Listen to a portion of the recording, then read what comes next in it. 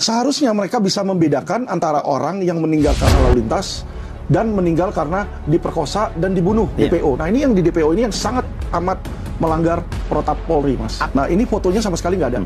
Oke. Dan kalau nggak ada fotonya, protapnya apa? Disketsa, Mas. Iya, harusnya. Harusnya disketsa. Ya, Jadi ya. Nah, ini tidak ada ciri-ciri yang dia mau tangkap tuh nggak ada. Ini yang kita bingung, dan nama yang dimasukinnya itu pun juga bukan nama asli tapi nama alias. Ya misalnya itu adalah fiktif, kok kamu nggak tahu dari awal dan kamu masukin ke DPO? Itu sangat-sangat aneh, Mas. Berarti alat buktinya, keterangan saksinya itu semua diragukan semua, Mas. Berarti ini polisi sudah sama sekali nih keluar dari relnya. Keluar jalur di sini. Buktinya ketika ini jadi viral, hitungan hari ketangkep, betul. Tapi kan hitungan hari itu langsung udah ada orangnya. Dia kalau mau cari, seberapa susahnya sih, Mas?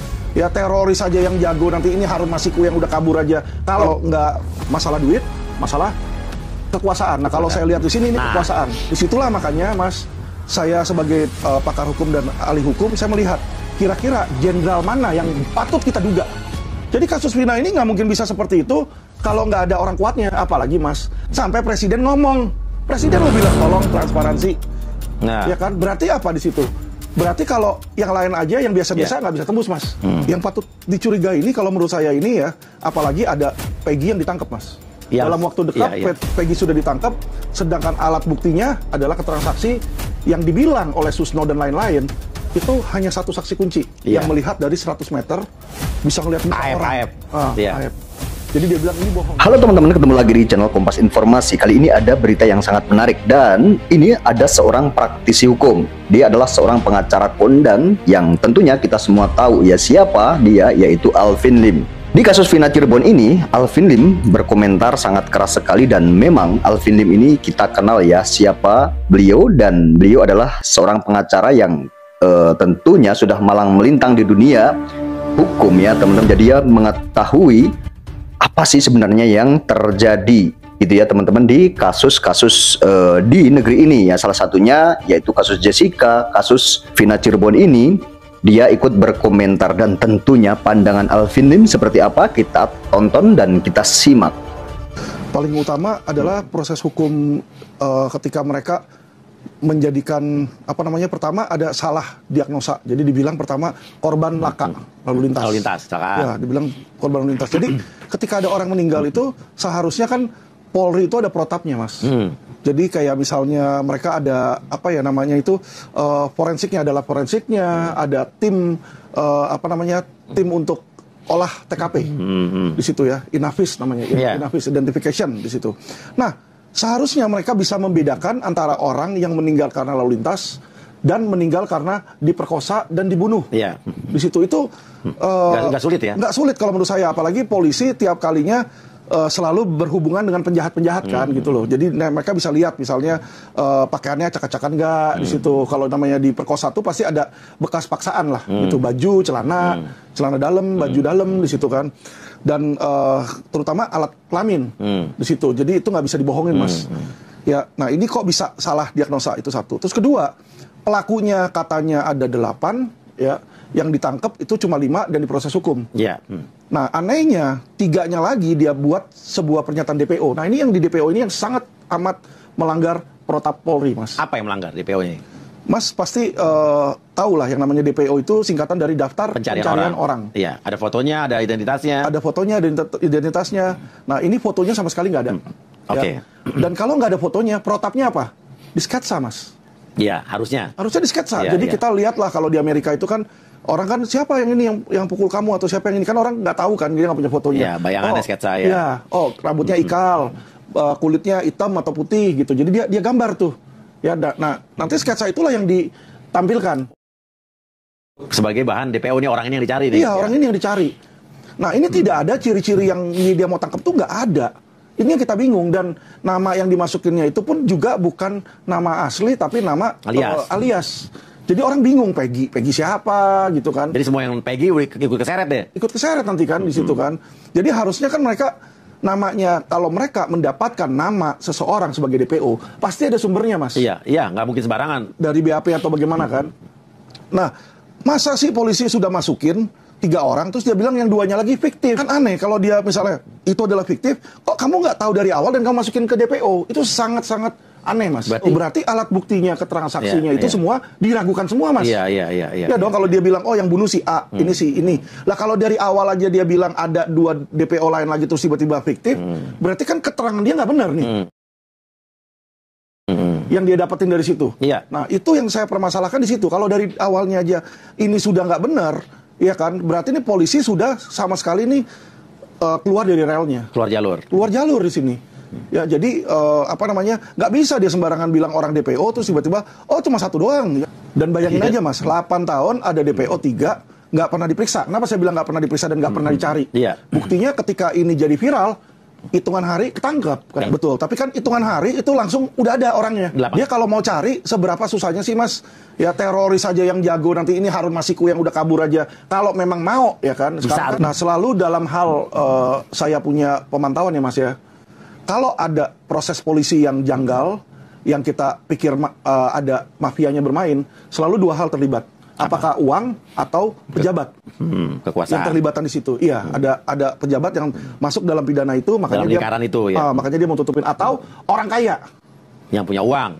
Misalnya pejabat, anaknya 9 naga, ya bisa dia iniin kan dia punya duit, nyogok. Ini kalau kita lihat anak-anak jalanan anjal, maksudnya orang-orang yang cuma naik motor. Jadi kita udah coret dulu itu yang masalah duit, karena kalau udah pembunuhan duitnya tanggung-tanggung nggak mungkin bisa dia nyuap polisi. Jadi kalau ini opini saya ya, karena kan kita melihat nih setiap kali ada yang nggak benar kasus, oh ternyata disuap polisi atau hakim disuap di situ kan, atau kalau nggak, oh ternyata ini melibatkan dengan sekjen MA itu kayak contoh Gasalba 3 kali Prapitnya dilepasin. Jadi kita lihat di situ, Mas, kalau nggak masalah duit, masalah kekuasaan. Nah, kalau saya lihat di sini ini kekuasaan. Disitulah makanya, Mas, saya sebagai pakar hukum dan ahli hukum, saya melihat kira-kira jenderal mana yang patut kita duga. Yang patut kita duga, ya kan? Pasti kalau proses nggak benar, ada oknumnya dong. Maksudnya jenderal mana yang patut kita duga dalam kasus Vina ini. Oke. Jadi kasus Vina ini nggak mungkin bisa seperti itu kalau nggak ada orang kuatnya. Apalagi, Mas, sampai presiden ngomong. Presiden lu bilang, tolong transparansi. Nah. Ya kan? Berarti apa di situ? Berarti kalau yang lain aja yang biasa-biasa nggak bisa tembus, Mas. Dan ada oknumnya. Inilah sebenarnya untuk tidak membiarkan masyarakat bertanya-tanya, Propam itu harus proaktif, Mas. Kita nggak mungkin bisa periksa jenderal, ya kan? Bukannya katanya 2 hari ini Ibtu Rusdiana itu diperiksa Propam, katanya. Mas, itu yang seorang itu apa bisa membebaskan seorang tersangka pembunuhan, Mas? Nah, itu sangat make sense kalau menurut saya, karena levelnya ini sorry ya masih di bawah. Perwira aja bukan. Iya. Ya kan, kalau udah Kompol, AKBP, Kombes, nah kita percayalah di situ lah dia punya pool lah buat goyang-goyang. Itu kagak lah. Emang itu mau lepasin terus Kapolresnya yang adalah AKBP atau Kombes diem aja? Ya toh pasti Kapolresnya ini. Jadi kelas itu nggak mungkin berperan mengatur kasus ini ya? Kalau dia jalan pun dia bukan sebagai penyuruhnya, bukan sebagai aktornya, tapi sebagai anak buahnya yang perintah pionnya. Yang patut dicurigai ini kalau menurut saya ini ya, apalagi ada Peggy yang ditangkap, Mas. Dalam waktu dekat Peggy sudah ditangkap, sedangkan alat buktinya adalah keterangan saksi yang dibilang oleh Susno dan lain-lain, itu hanya 1 saksi kunci yang melihat dari 100 meter bisa ngelihat muka orang. Aib. Jadi dia bilang ini bohong, ini bohong. Udah pasti Aib nih bohong gitu. Ya, kalau menurut Susno kan seperti itu. Kalau di Amerika dicek itu pengakuan dia. Indonesia nggak pernah dicek. Harusnya dicek kayak di Indonesia. Kalau di Amerika kan misalnya ada yang ngerampok dia bilang saya lihat orangnya. Dia jajarin 4 orang. 1 orang benernya, 3 orang yang mirip-mirip. Disuruh identify. Mengenali nggak bener nggak gitu. Ini dilakukan nggak? Itu kan di Amerika, Mas. Oh iya, cuma maksud saya kan kalau polisinya kritis, harusnya kan seperti itu 1. Polisinya kurang nonton film Hollywood ya. Kedua, dia mau bicara aja, saya lihat gerak-geriknya. Itu dia tertekan sekali, Mas. Waktu press conference. Jadi Peggy, Peggy, dia udah mau bilang saya nggak ini, tapi dia udah pasrah. Dan dia sampai ada yang menutup mulutnya, terus ketika dia mau bicara lagi diseret, saya lihat di situ. Itu kalau menurut saya nggak fair. Kenapa? Yang dilakukan oleh polisi saat itu adalah conference pers, media rilis. Yang namanya media rilis, kalau ada polisi jelek-jelekin si penjahat, penjahat itu punya hak jawab untuk mengklarifikasi atau membantah. Jadi kalau dia melarang di situ, saya sudah melihat bahwa polisinya ini tidak profesional dan tidak menaati hukum. Ya, jadi di dalam hal itu oknum, itu sudah ada oknumnya, pasti. Dan ada yang ngelihat kayak begitu pun sampai ini sudah viral setengah mati, yang diperiksa sama Propam itu hanya Ibtu Rudiana yang masuk ke berita. Yang lain kemana? Penyidik-penyidiknya, kanitnya, kasubditnya, atasan-atasannya lah ya. Betul. Ini udah presiden ngomong. Ya disinilah makanya saya bilang ya propam itu kayak macan ompong. Jadi dia dibikin sebagai macan untuk menjaga polisi-polisi nakal, tapi kenyataannya dia ompong, dia nggak punya tenaga. Saya udah laporin beberapa, ada puluhan Mas, ada sekitar 20-an laporan ke propam. Tidak ada satupun yang jalan, termasuk yang terakhir yang ada jenderal DPO-nya banyak sama aset sitaannya hilang, tidak pernah diperiksa. Masuknya bukan ke propam, malah dilempar ke wasidik. Disuruh cari barang sitaannya yang hilang mana. Loh kok suruh cari barang sitaannya hilang mana? Itu kan kalau ada kehilangan kan berarti ada pelanggaran. Periksa dong siapa oknumnya. Di situ. Jadi saya melihat Mas, sorry ya, belum ada keseriusan mereka untuk berbenah. Apa nih, Polda, Polri? Polri dong. Polri. Jadi kalau udah kasus yang menyangkut nasional, itu sudah tidak bisa dihandle wilayah Polres dan wilayah Polda. Itu ada protapnya Mas. Iya, harus jadi dari kalau, Mabes ya? Iya, jadi kalau Mas ke kantor polisi mau melaporkan aja nih, nanti ditanya, ini yang terdampak siapa? Oh, kalau masih ke satu kota, masih bisa Polda atau Polres, kabupaten. Kalau udah nasional, semua melibatkan apalagi membuat gaduh, itu Mabes sudah harus take over Mas. Ya. Di sini harus Mabes betul kuncinya. Harus Mabes kuncinya. Iya. Dikasih lagi ke oknum yang sama ya nggak akan beres. Jadi dan juga saya lihat ya Mas, kesalahan Polri lagi satu lagi. Gini, kalau di Amerika atau di luar negeri, ketika ada penyidikan, ya mereka itu sedikit berbicara. Jadi kalau polisi ditanyain ini gimana, di sini polisinya semua bicara. Nanti ada Dirkrimum Polda tuh saya lihat ada press release Surawan, Kombes Surawan bilang begini. Nanti kemarin ada Dai Baktiar atau Adi Vivit tuh berbicara juga di situ. Oh saya nggak di sini, saya difitnah, saya ini. Jadi rame sekali, termasuk Kadif juga bicara di situ. Jadi masyarakat bingung di sini kan. Patokannya acuannya ke siapa? Patokannya ke siapa? Dan lagi mereka ini belum melengkapi penyidikan yang sempurna, tapi udah ngomong. Sehingga masyarakat ketika nanya lagi dia nggak bisa jawab, masyarakat akan berpikir loh, kamu bohong. Jadi mereka pikir jadi makin curiga Mas. Oke teman-teman, sampai di sini video saya dan sampai ketemu di video saya selanjutnya.